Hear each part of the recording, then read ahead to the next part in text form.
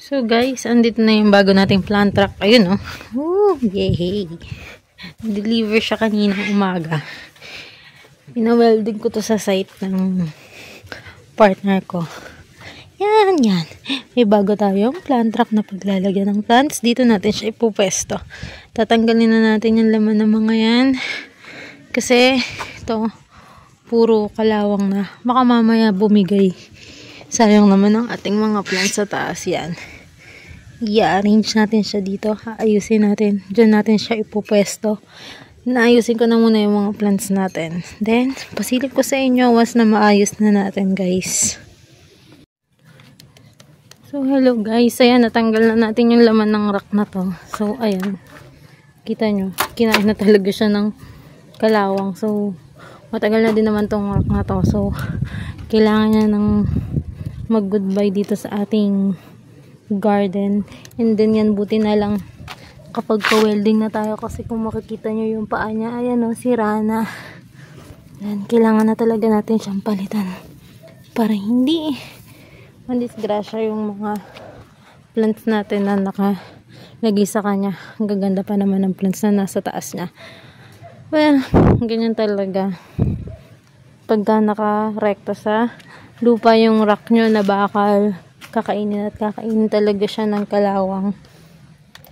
So yan, natanggal na natin yung mga plants. Andiyan dyan yung mga plants, and dahil sa pagtanggal natin, nakita natin yung kalagayan ng mga plants na nasa taas. Ito si Jadelet. So ayan, dry na din and matigas na din yung lupa niya. So kailangan na natin paltan. Then din itong Chloe natin, kailangan na din natin lagyan ng fresh soil. Halos lahat na nandoon sa taas, kailangan na natin lagyan ng fresh soil.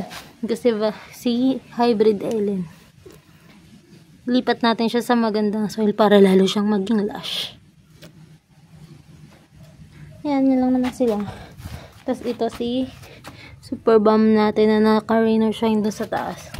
Yan, so far okay pa naman yung soil niya, I think. Yan. Ang ganda pa rin naman siya. Nakakainom pa rin naman siya. Yung mga new growth pa rin naman siya. So, ibig sabihin, okay pa yung lupa niya.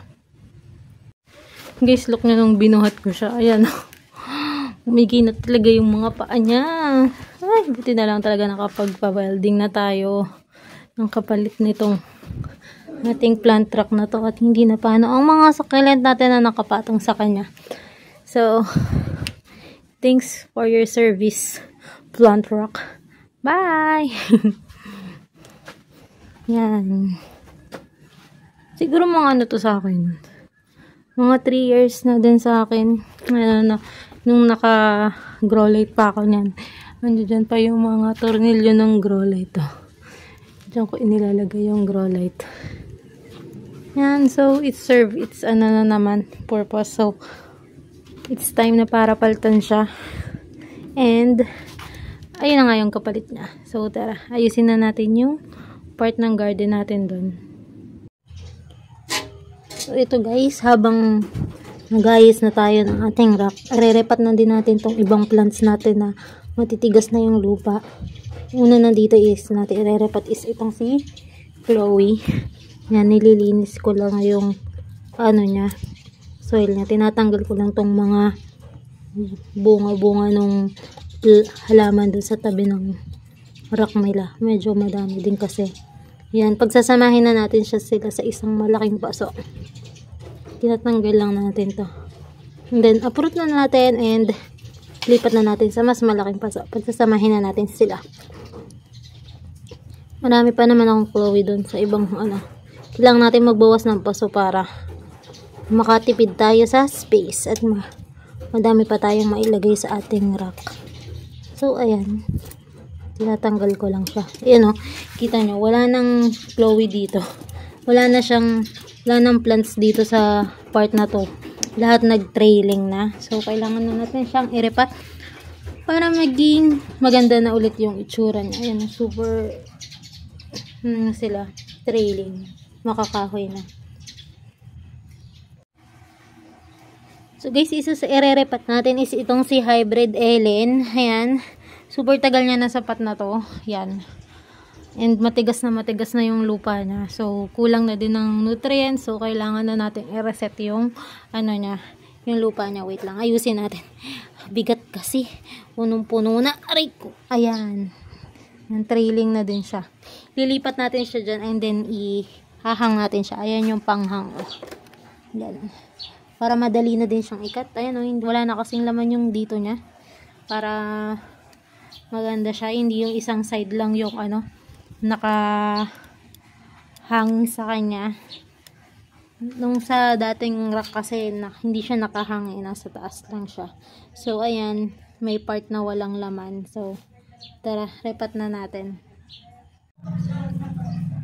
So guys, gusto ko ipakita sa inyo yung naging roots and soil ni Hybrid Ellen. So ayan, makikita nyo hindi siya ganun ka-healthy kasi lang pumice and vermicast, kaya naging matigas yung lupa niya. And dahil din dito, kaya siguro hindi siya ganun ka-lush. Lush siya, oo, pero hindi totally sobrang lush. So ayan, biruin nyo, ang tagal niya na dito, siguro mga 2 years, pero hindi niya pa nasakop yung buong lupa niya kasi nga vermicast lang yung halo and pumice. So ngayon, ang ating lupa ngayon ay meron ng rice hull and cocoa dust.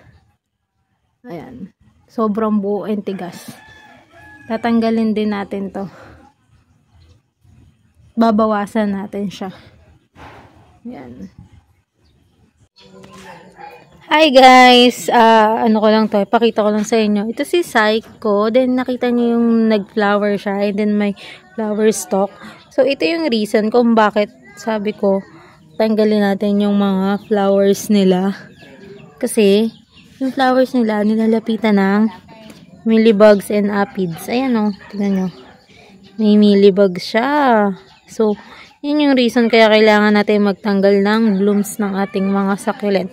Lapitan kasi ng mealybugs and aphids yung mga flower ng ating mga succulent. So ngayon, tatanggalin muna natin siya. Hindi ko tatanggalin yung bloom. I mean, tatanggalin ko lang yung mealybugs and aphids. And then, check ko na lang ulit kung magkakameron. Gusto ko kasi makita yung bloom niya. Ayun lang. So guys, update dito sa ating propagation. Yan. Ito yung propa ko ng Douglas hat. Ayan. So far, okay naman sila lahat. Na-check ko na din to kahapon kung may milis yung mga roots. Okay naman. Itong to eh. If I'm not mistaken, Cream Beauty. Hindi talaga ako makabuhay ng Cream Beauty. Sana itong propa ko maging successful. And then ito, iba ko din propagation. Hindi ko na matandaan. Basta ito Douglas hat lang. Then yung mga grafted natin, mga natuyo, unsuccessful sila. Siguro dahil hindi maganda yung mga nakuha kong pang moon cactus. Namatay na kasi mga moon cactus ko eh. Pero itong T-line, successful naman siya. And then dito sa taas, ayan, ito yung mga top head ng Douglas hat, diba? Na-infest ng mealybugs yung Douglas hat natin. So, natuluyan siya. Then, nag-rot na din yung mga stem niya. And then, ito yung nag-iisang head ng Cream Beauty natin. And then, yan. Mga propagation to ng Bianca and Missing You. Yan yung mga pink na yan. Then, dito may diba? Yeah, and then propagation natin ng Jadelet, okay na sila. Hindi na sila kulubot. Pwede na, pag dinidiligan ko sila na marami, ayan. Yan, propagation din yan ng Missing You. Yan, may daydream tayo dyan. And then ito yung mga, kalimutan ko na kung sino sila. Hindi naman sila ewan kung ghosto or ghosty. And then, meron tayo dong another Jadelet. And then, ito, propagation to ng variegated Purple Delight.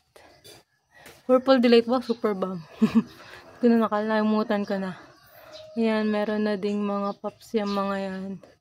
Then, nandito yung propagation ng Silver Bomb. Ayan.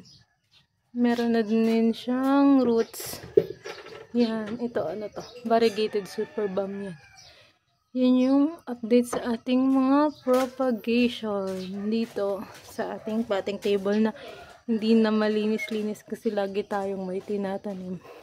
Everyday kasi nagtatanim ako kahit pa isa or dalawa para nababawasan yung mga tanimin natin. So, yun yung update sa propagations.